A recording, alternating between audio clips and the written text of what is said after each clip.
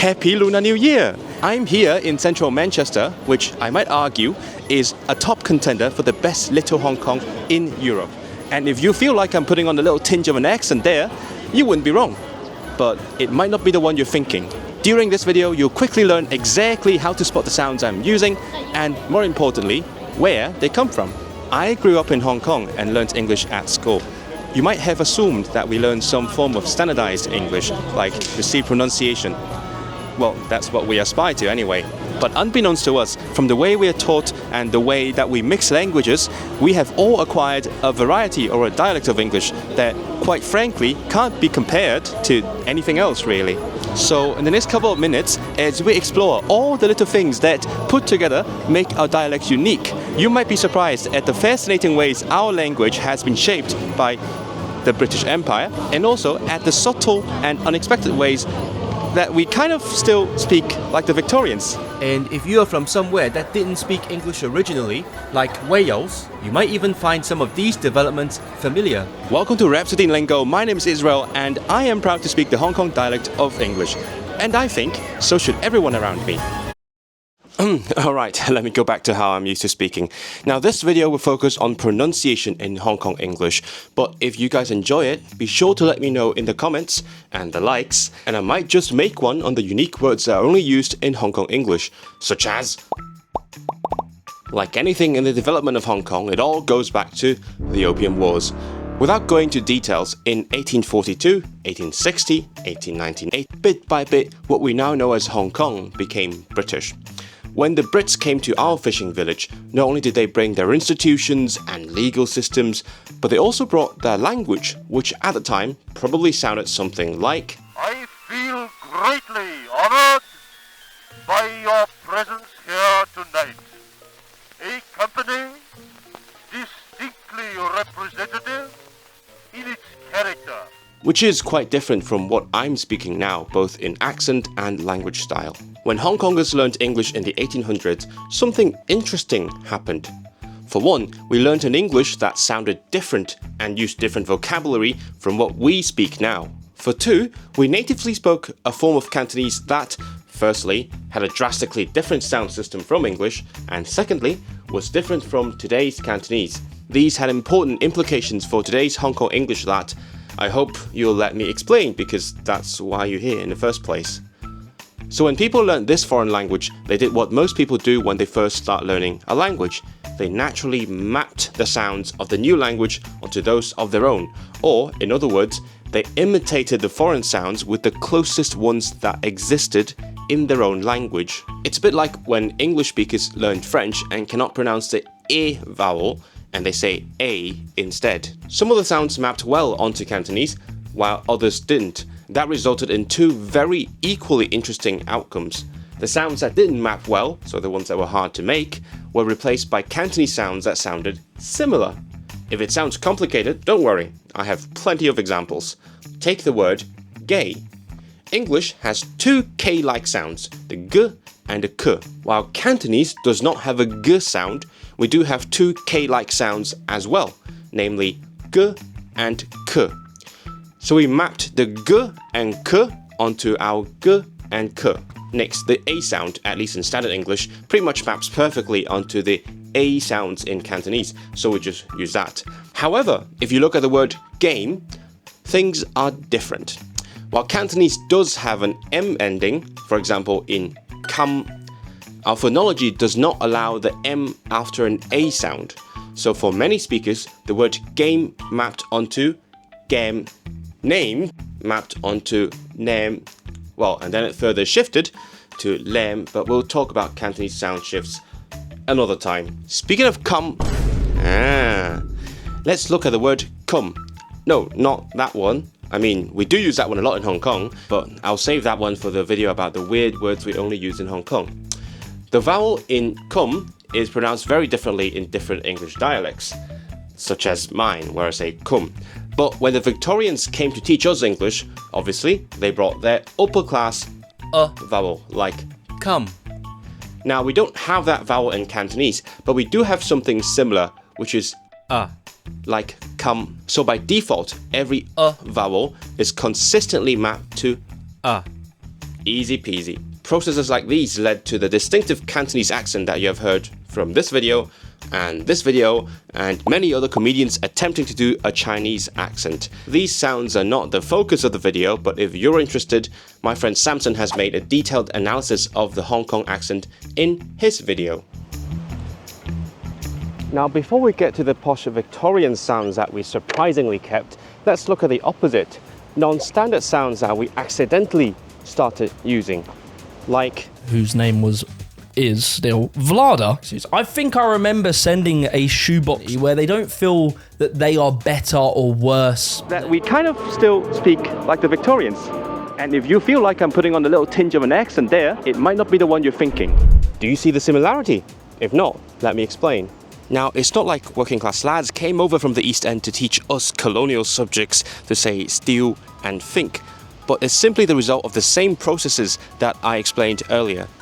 Cantonese doesn't have L's at the end of syllables, but we do have a lot of syllables that end with an U. And English happens to use a dark L, as in you say feel instead of feel at the end of syllables, which sounds like a W, a W, and maps nicely onto our U endings, which is what we did. What we also don't have are dental fricatives such as th and the, just like over 92% of languages in the world. Interestingly, unlike speakers of many other languages like German and Mandarin, we didn't replace the th with a s, but rather with a f, such as think, free, like you would do in Cockney. This is a feature that, among second language speakers, is relatively unique to the Cantonese accent and is prominently featured in the poem Fricatives by Eric Yip, which won the 2021 National Poetry Competition here in the UK and plays with pronunciation as a synecdoche, metonymy, something like that, for the immigrant experience. Here's part of the reading of the poem. To speak English properly, Mrs. Lee said, you must learn the difference between free and free. Fresh yellow grains beaten till their seeds spill. That's freshing. Now that we've got that out of the way, let's look at sounds that transferred surprisingly well into Cantonese, even better than you thought. A century and a half ago, the Brits that came to Hong Kong spoke with certain features that have since then disappeared from the standard, with heavy quotes, British English variety of today. But after Cantonese speakers learned those sounds, we continued to speak English using those corresponding sounds in Cantonese. We'll look at 3 of them in particular today, and how they've been preserved in Hong Kong English, from the most obvious one to the most surprising one. Firstly, listen to this. By your presence here tonight. As we all know, most of British English has given up on saying the R after vowels. But it's what happens once the R is gone that's interesting. Words like here used to be pronounced pretty much like 2 syllables, and so were square, near, cure, poor, share, sure, and so on. Nowadays, non-rhotic speakers, so speakers who don't say these R's, are increasingly saying them as 1 syllable, like square, near, cure, poor, share, sure. But since we learned them as 2 syllables, square, near, cure, poor, share, sure, we kept them that way. I'm here in central Manchester. I'm putting on a little tinge of an accent there. Can't be compared. You can especially hear this in slang words in Cantonese, like ho pure, ho true, and see it in loan words like sea. Speaking of cure and sure, a lot of long U sounds in English used to be preceded by an I sound. Apart from cure and sewer, we had, for example, new, student, blew, suit, tune, during. Well, as you might have noticed from how false that sounded, most accents don't really do that anymore. Some accents skip the I, instead saying new, student, blue, tune, during. Doing a video? Yes, I am. For Stockport? Not of Stockport, no, not today, next time. While others have merged it into the consonant, like new, student, during, and tune. Yes, like the classic Tuesday. In Hong Kong English, we mostly learned the U sound and mapped it onto the U sound in Cantonese, which we have preserved. So now we say new, student, blue. I got a few beautiful coupons during the stupid queue, but that's not in all cases. We say suit and tune, not siu and tune. Why? Because our phonology does not allow iu followed by a consonant. So we say iu only at the end of a syllable, like new. But in the middle, we opt for the long U, which I might argue, during this video, you'll quickly learn I grew up in Hong Kong. Funnily enough, Welsh English also kept these differences, I think for a very similar reason. The Welsh speakers at the time mapped these sounds onto the U in Welsh, and because of that, they kept the difference between U and U, such as in through and through. That's why in both Welsh English and English words within the Welsh language itself, you have very clear U sounds, like student and suit. The third one, I think, flies under the radar a lot. Speaking of radars, as I mentioned, I'm in Manchester. Now, if you learnt English at school, tell me, how would you have been taught to pronounce this name? Unless you're German, I think you're quite likely to say Manchester. This vowel, man, is not easy to say for speakers of many languages, so it's quite often mapped to a more open vowel, Manchester, from Manchester to Manchester. Because the way it's pronounced now, it sounds closest to an But what do you know? It used to sound a little bit different. Let's hear this word. In its character, some embarrassment, and in the present. This vowel used to be a lot higher, like an And when I say used to, it's actually not as long ago as you might think. Here's Queen Elizabeth II herself saying, still characterize this country. Together we are tackling this disease. Characterize, tackle, catch, tram. It's exactly this 19th century that we Hong Kongers learnt and continued to use. But while the British character has changed over time to character, our didn't change, because by that time we had mapped it to our Cantonese For example, that fancy asshole wrapped up the battle embarrassed. When you really think about it, if Cantonese speakers were exposed to English for the first time today, when we hear character, we would be much more likely to map it onto ka, as speakers of other languages do, like Japanese, character. But we didn't, because we're still using the vowel in Victorian English. You might have assumed, quite frankly, can't be surprised at the fascinating ways our language... Now personally, because I live here, when I speak English, I've assimilated to the ways that modern Brits speak it. But these features still show when I mix in English words and phrases into Cantonese speech, and naturally say them with a strong Cantonese accent. 我想講我真係冇 Cantonese accent 咯，你做乜去 New Look 買衫啊？我咪同咗佢講 come here 咯。It's actually mind-boggling that my brain automatically switches the pronunciation of the same word, actual English words, not English words borrowed into Cantonese, simply based on the environment. Now, with all that explained, let's listen to the opening again. Happy Lunar New Year! I'm here in central Manchester, which I might argue is a top contender for the best little Hong Kong in Europe. And if you feel like I'm putting on a little tinge of an accent there, you wouldn't be wrong. But it might not be the one you're thinking. You could say it's a perfect mix of the poshest and the least posh varieties of English. Now that's cool and all, but my favourite thing about Hong Kong English is not what we got from others, but rather what we invented within the language to make life easier for ourselves.